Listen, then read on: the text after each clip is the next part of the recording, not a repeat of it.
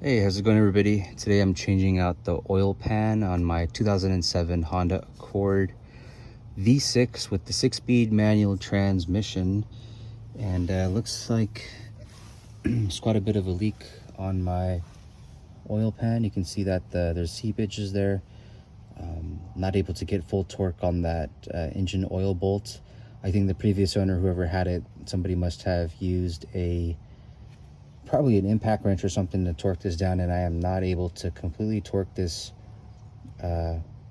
bolt down all the way. Last time I did an oil change on this, the threads came out of the oil pan itself. I can see them hanging on the bolt, so it was time for a new oil pan.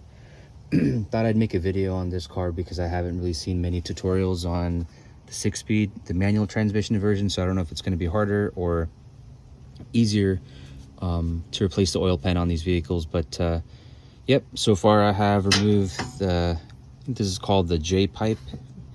I unbolted the 3 bolts here from the catalytic converter, the front one. I have unbolted the bolts from the second catalytic converter right there. There's 3 of them, just right there. And I am now also unbolted the 3 from the catalytic converter, and I'm just working on removing this exhaust rubber hanger right now, and that should drop everything down.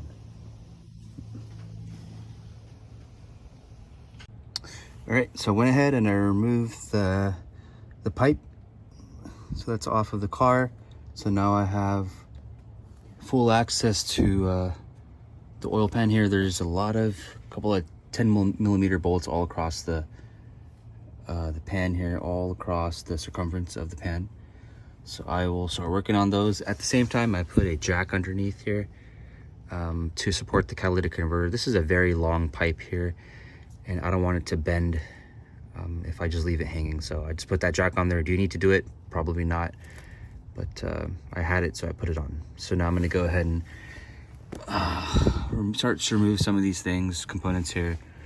Looks like I have to remove this bracket here, bolts all around, this one here, this one right here. So kind of hard to move around with the camera down here, but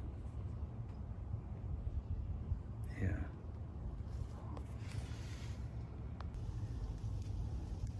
All right, so go ahead and drain your oil now to prepare to remove the oil pan.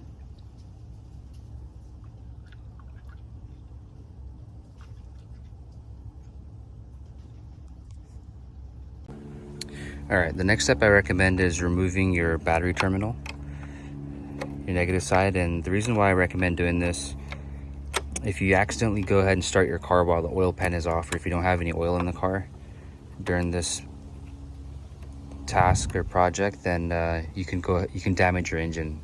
So I want to prevent that from happening. If I accidentally start the engine or something, or if somebody comes here in my backyard and starts it, I know that my engine is not going to start. So just a safety precaution.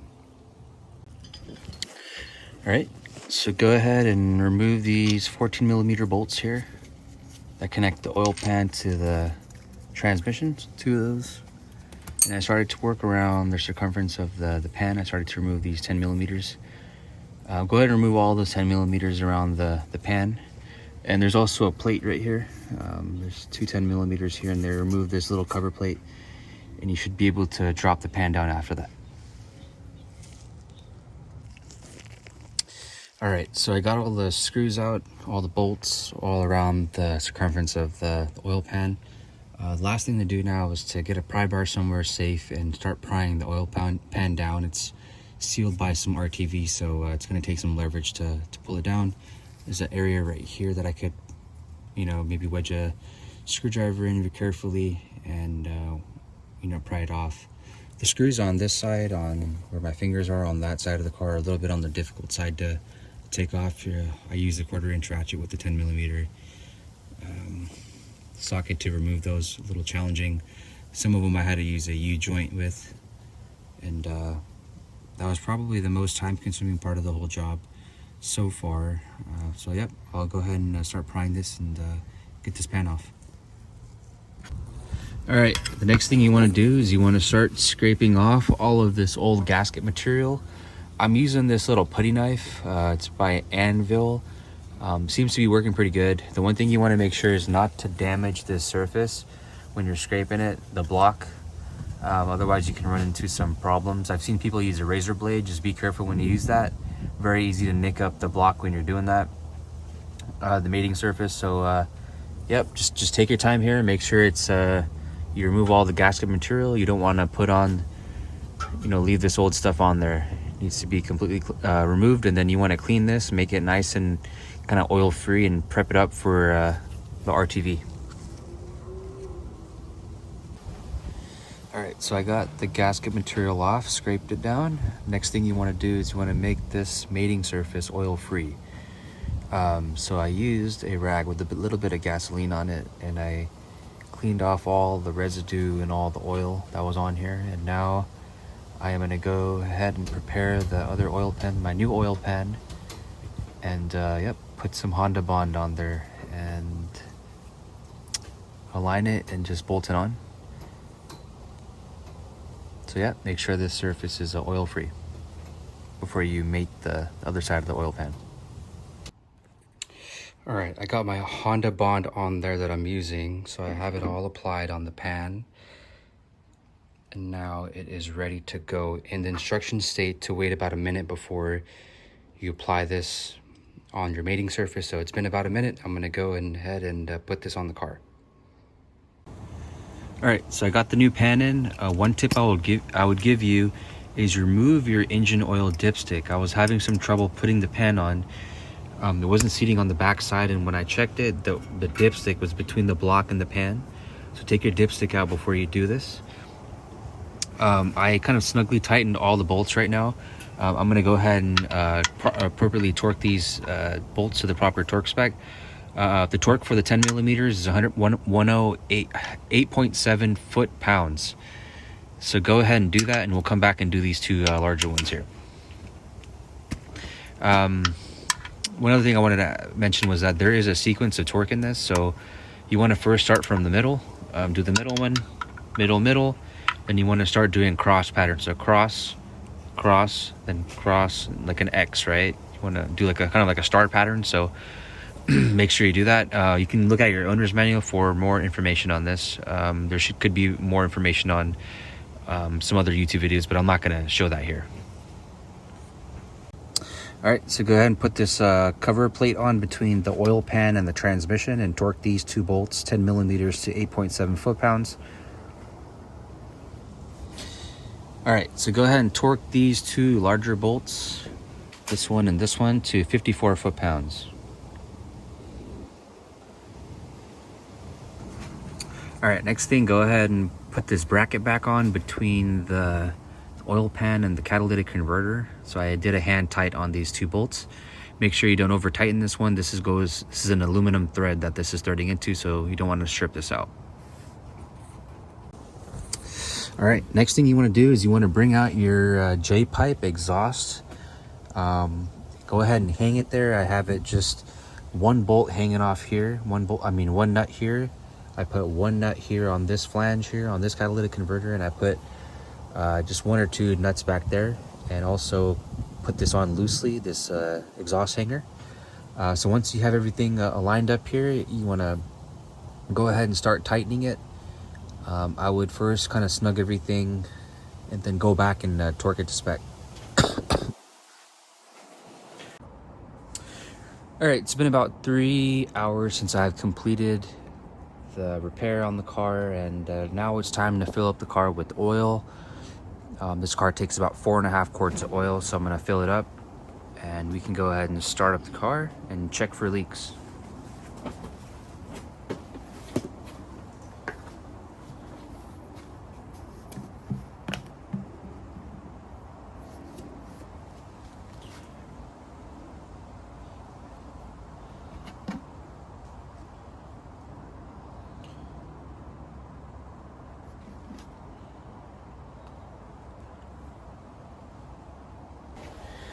All right, so I do wanted to mention that you don't want to fill up your oil right away after you're done with the repair. You do want some time for that RTV sealant to dry. So I waited about 3 hours, which I thought was a pretty good time for it to dry. So, you know, you don't want to just start up the car right away with oil. You do want that sealant to cure a bit. I think Honda Bond is a couple hours. I think you should be fine. I did a test with, put some on like a cardboard box, and after about an hour it was like super tacky already. And this sealant never hardens. The one that I have, it's always going to be semi-dry. So yeah, go ahead and put your dipstick back in the car that you have taken out, and start filling up your oil.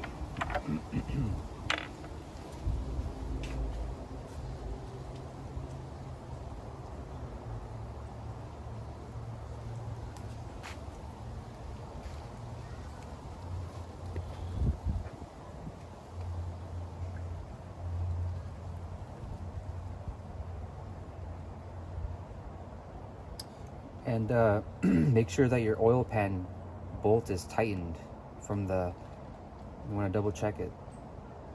Might not be tightened from the factory, so just double check that it is tightened before you put your oil in. Forgot to mention that.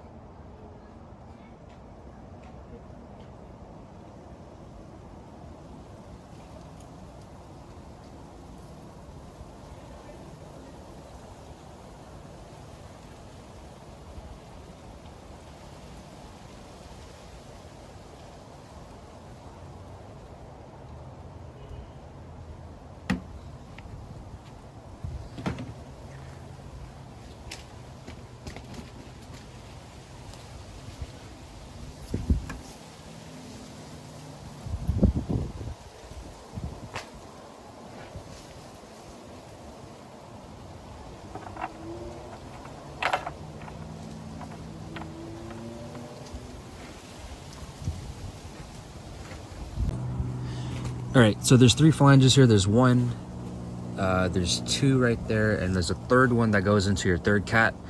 Go ahead and tighten them up. There's 3 nuts on each one. I don't know the torque on these, so if anybody does know the torque, go ahead and put it in the comments, but I'm gonna go ahead and tighten these up as tight as I can get them. They were very difficult to remove, so I'm gonna just snug them up with my impact. All right, well, I just put my battery terminal back on, and it's time to start up the car. Let's go ahead and do that.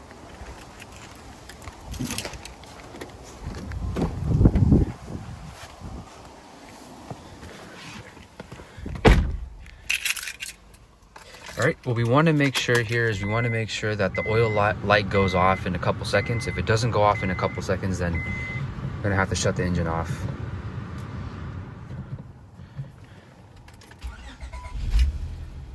All right, it just turned off. So I'm gonna wait here for about 10 to 20 seconds. I wanna make sure that oil light does not come back on. That means that we don't have oil pressure. If it comes back on, it can do damage to your engine. So I'm gonna wait here for about 30 seconds, make sure it doesn't come back on. All right, so next thing I'm gonna do is I'm gonna check for leaks on the car. So I'm gonna go into the car and make sure the areas around the oil pan where we sealed it off, there's no oil dripping from there. So I'm gonna quickly have a look right now. I'm gonna then run the car for about 15-20 minutes idle, and then I'll come back and check again. So when you're doing this, make sure that you're safe. There's exhaust underneath the car, so you don't want to get burned. So get a flashlight and quickly look under there around the circumference of the oil pan of the mating surface. Make sure there's no leaks. Okay, I'm under the car. So look around the circumference of that oil pan. Don't burn yourself. There's an exhaust pipe right here. So I'm looking.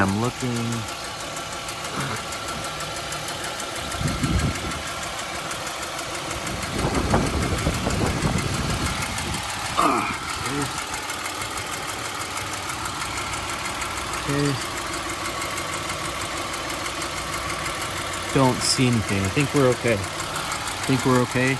I'm gonna probably let it idle for about 15 minutes, and then I'll come back and I'll do another inspection. If there's no leaks, we're good. and then maybe in a couple days I might come back and I'll check it once again. But this looks to be a pretty solid repair. All right, well, I hope this video helped you.